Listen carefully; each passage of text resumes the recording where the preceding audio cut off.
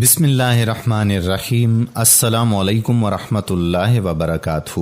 خواتین و حضرات، حضرت خضر علیہ السلام کون تھے؟ کیا وہ نبی تھے یا ولی؟ کیا وہ آج تک زندہ ہیں جیسا کہ بعض لوگ کہتے ہیں، اور یہ کہ بعض اللہ کے بندوں نے اس سے ملاقات کی ہے؟ اگر وہ زندہ ہیں تو کہاں رہتے ہیں؟ اور حضرت خضر علیہ السلام کی شان کے بارے میں تفصیل سے ہم آج کی اس ویڈیو میں بات کریں گے۔ تمام دوست یہ ویڈیو آخر تک ضرور دیکھیں اور شیئر بھی کر دیں۔ ایک مرتبہ حضرت خضر علیہ السلام دریا کے کنارے بیٹھے تھے۔ اتنے میں کسی سائل نے آ کر ان سے سوال کیا کہ میں آپ سے اللہ کے واسطے سوال کرتا ہوں، مجھے عنایت فرمائیں۔ یہ سن کر آپ پر بے ہوشی طاری ہو گئی۔ جب کچھ ہوش آیا تو فرمانے لگے کہ بھائی، میں تو صرف اپنی جان اور مال کا مالک ہوں، تم نے مجھ سے اللہ کے واسطے سوال کیا ہے، لہذا میں اپنی جان اور ذات تمہارے حوالے کرتا ہوں۔ تم جس طرح چاہو اس کو استعمال میں لاؤ، بازار میں فروخت کر کے اس کی قیمت سے فائدہ اٹھاؤ۔ چنانچہ سائل ان کو بازار لے گئے اور ایک شخص ساہمہ بن ارقم کے ہاتھ فروخت کر دیا۔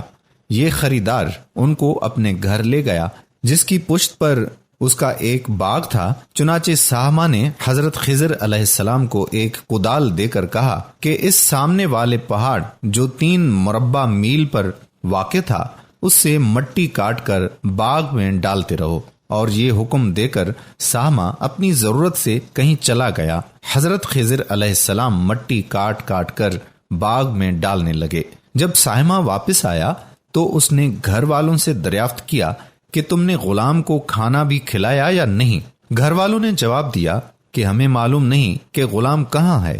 یہ سن کر جب ساہمہ خود کھانا لے کر باغ میں آیا تو دیکھا کہ وہ غلام یعنی حضرت خضر علیہ السلام تمام پہاڑ کی مٹی کاٹ کر باغ میں ڈال چکے تھے، اور اب کام سے فارغ ہو کر اپنے حقیقی مولا کی عبادت میں مصروف تھے۔ یہ دیکھ کر ساہمہ کو بڑا تعجب ہوا اور اس نے پوچھا کہ یہ تو بتائیے کہ آپ کون ہیں؟ یہ بات سن کر حضرت خضر علیہ السلام فرمانے لگے کہ بھائی، میں خضر ہوں۔ جس کو سن کر ساہمہ کے ہوش اڑ گئے کہ تو نے یہ کیا کیا؟ ان کو غلام بنا کر ایسے کام پر لگایا، یہ تو انتہائی گستاخی ہوئی۔ پھر ہوش سنبھلنے پر ساہمہ نے توبہ کی اور اللہ سے عذر خواہی کے ساتھ حضرت خضر علیہ السلام کو آزاد کر دیا اور بارگاہ الہی میں عرض کیا کہ الہ العالمین مجھ سے اس کا مواخذہ نہ فرمائیے گا، کیونکہ میں ان کو جانتا نہیں تھا۔ اور اس کے بعد حضرت خضر علیہ السلام نے دعا فرمائی اور سجدہ شکر بجا لائے کہ اے پروردگار، میں تیرے ہی حق میں غلام بنا اور تیرے ہی حق میں آزاد ہوا، اس پر تیرا شکر گزار ہوں۔ بعد ازاں واپسی کی اجازت لے کر جب دریا پر واپس آئے تو دیکھا کہ ایک شخص کھڑا دعا کر رہا ہے کہ اے میرے پروردگار، حضرت خضر علیہ السلام کو غلامی سے رہائی عطا فرما دے اور ان کی توبہ قبول فرما لے۔ حضرت خضر علیہ السلام نے یہ دیکھ کر اس شخص سے دریافت کیا کہ آخر آپ کون ہو؟ اس شخص نے جواب دیا کہ میں شازون ہوں، آپ کون ہیں؟ آپ نے فرمایا کہ میں خضر ہوں۔ اس کے بعد شازون نے کہا کہ اے خضر، تم نے اپنے لیے رہنے کا مکان بنا کر دنیا طلب کی ہے، کیونکہ حضرت خضر علیہ السلام کا دریا کے کنارے پر ایک عبادت خانہ تھا۔ بس یہ سن کر وہ فوراً میدان میں نکل آئے اور وہیں اللہ کی عبادت میں مصروف ہو گئے۔ اس کے بعد حضرت خضر علیہ السلام نے اسی جگہ ایک درخت لگایا اور اس کے سائے میں عبادت شروع کی تو ہاتف کی آواز آئی، اے خضر، جب تم نے درخت کے سائے میں سجدہ کیا تو تم نے دنیا کو آخرت پر ترجیح دی۔ مجھے اپنی عزت و جلال کی قسم، مجھے دنیا کی محبت میں رضامندی نہیں ہے۔ اس کے بعد حضرت خضر علیہ السلام نے شازون فرشتے سے کہا کہ اے شازون، دعا کرو اللہ میری توبہ قبول فرمائے۔ چنانچہ شازون نے دعا کی اور اللہ تعالیٰ نے شازون کی دعا کی برکت سے حضرت خضر علیہ السلام کی توبہ قبول فرمائی۔ حضرت خضر علیہ السلام کون تھے؟ کیا وہ نبی تھے یا ولی؟ کیا وہ آج تک زندہ ہیں جیسا کہ بعض لوگ کہتے ہیں، اور یہ بھی کہ بعض اللہ کے بندوں نے اس سے ملاقات کی ہے؟ اگر وہ زندہ ہیں تو کہاں رہتے ہیں؟ لوگوں کے پاس کیوں نہیں آتے اور انہیں اس جہالت کے دور میں تعلیم کیوں نہیں دیتے؟ خدا کے برگزیدہ بندے اسی حالت میں راضی رہتے ہیں جو اللہ کو منظور ہو۔ بے شک ہماری فلاح بھی اسی میں ہے کہ زندگی کے ہر موڑ پر آنے والے ہر پیچ و غم میں ہم راضی برضا رہیں، اللہ تعالیٰ کی چاہت کے سامنے رکھ کر اپنی زندگی گزاریں۔ دعا ہے کہ اللہ ہمیں اس واقعے سے سبق حاصل کرنے، نیک بننے کی توفیق عطا فرمائے، آمین ثم آمین۔ اب بات کرتے ہیں حضرت خضر علیہ السلام کے بارے میں پوچھے جانے والے سوالات کے بارے میں۔ حضرت خضر علیہ السلام اللہ کے نیک بندے تھے۔ سورہ کہف میں ان کے اور موسیٰ علیہ السلام کے درمیان ملاقات کا قصہ تفصیل کے ساتھ موجود ہے۔ وعدے کے مطابق موسیٰ علیہ السلام کی حضرت خضر علیہ السلام سے ملاقات ہوئی۔ موسیٰ علیہ السلام ان کے ساتھ ہو لیے، اس شرط کے ساتھ کہ ان سے کچھ نہیں پوچھیں گے۔ حضرت خضر علیہ السلام نے راستے میں ایک کشتی میں سوراخ کر ڈالا، ایک بچے کو قتل کر دیا اور کچھ یتیم بچوں کے گھر میں دیوار کی مرمت کی۔ حضرت موسیٰ علیہ السلام حیرانی کے عالم میں وعدے کے برخلاف سوال کرتے گئے۔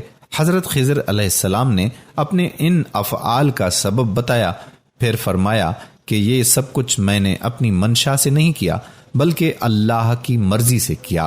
بعض لوگ کہتے ہیں کہ حضرت خضر علیہ السلام عمر جاودانی لے کر آئے ہیں۔ حضرت موسیٰ علیہ السلام سے، عیسیٰ علیہ السلام سے اور محمد صلی اللہ علیہ وآلہ وسلم سے آج تک وہ زندہ ہیں اور تا قیامت زندہ رہیں گے۔ حقیقت یہ ہے کہ یہ سب من گھڑت باتیں ہیں، قرآن و حدیث میں کوئی ایسی دلیل موجود نہیں ہے۔ علامہ ابن قیم رحمۃ اللہ علیہ کہتے ہیں کہ خضر علیہ السلام اور ان کی زندگی سے زیادہ تر احادیث موجود ہیں، وہ سب گھڑی ہوئی ہیں۔ مثال کے طور پر حضرت خضر علیہ السلام کا حضور صلی اللہ علیہ وآلہ وسلم سے ملاقات کرنا، یا الیاس علیہ السلام اور خضر علیہ السلام کا ہر سال ملاقات کرنا، یا خضر علیہ السلام کا جبرائیل علیہ السلام اور میکائیل علیہ السلام سے عرفہ میں ملاقات کرنا، یہ سب باتیں گھڑی ہوئی حدیثیں ہیں۔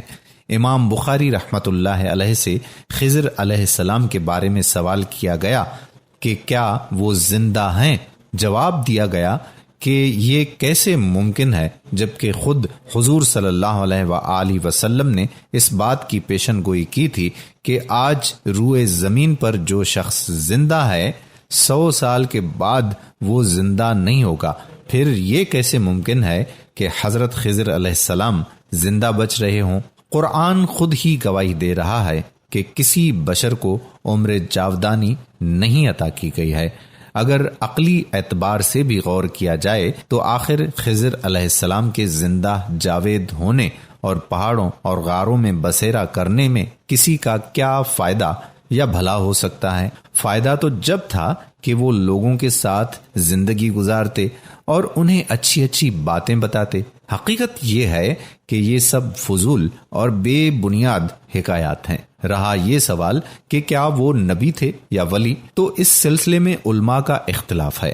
میری نظر میں راجح قول یہ ہے کہ وہ نبی تھے، کیونکہ موسیٰ علیہ السلام کو مخاطب کر کے انہوں نے یہ کہا تھا کہ یہ سب کچھ میں نے اپنی منشا سے نہیں کیا، اور اس کا مطلب یہ ہے کہ ان پر اللہ کی وحی نازل ہوئی تھی جو انہیں اللہ کی مرضی بتاتی تھی، اور اللہ کی وحی انبیاء علیہ السلام اور رسل پر ہی نازل ہوتی ہے۔ اس لیے غالب گمان یہی ہے کہ وہ اللہ کے نبی تھے۔ اللہ مجھے اور آپ کو حق بیان کرنے، حق سننے اور حق سمجھنے کی توفیق عطا فرمائے، آمین۔ اس ویڈیو کے بارے میں اپنے کمنٹ ضرور کریں، مجھے بہت خوشی ہوگی آپ احباب کے کمنٹس پڑھ کر۔ آخر میں میرے دوستو، ہم آپ سے یہ گزارش بھی کرتے ہیں کہ اگر آپ ہماری خصوصی دعا میں شامل ہونا چاہتے ہیں تو کمنٹ میں اپنا نام ضرور تحریر کریں، اور اس ویڈیو کو دوسرے بھائیوں اور بہنوں تک صدقہ جاریہ کی نیت سے ضرور شیئر کریں۔ اور ایسی ہی اچھی اچھی ویڈیوز کے لیے آپ سے یہ بھی گزارش کرتے ہیں کہ آپ ہمارا چینل پیارا اسلام ضرور سبسکرائب کر لیں اور ساتھ ہی لگے بیل کے بٹن کو بھی ضرور پریس کریں تاکہ فیوچر میں اپلوڈ ہونے والی ویڈیوز کا نوٹیفیکیشن آپ دوستوں تک بر وقت ملتا رہے۔ آپ سے اجازت چاہتے ہیں، انشاءاللہ تعالی پھر کسی اور موقع پر ایسی اسلامی معلوماتی ویڈیوز کے ساتھ آپ سے دوبارہ ملاقات ہوگی۔ تب تک کے لیے اللہ حافظ۔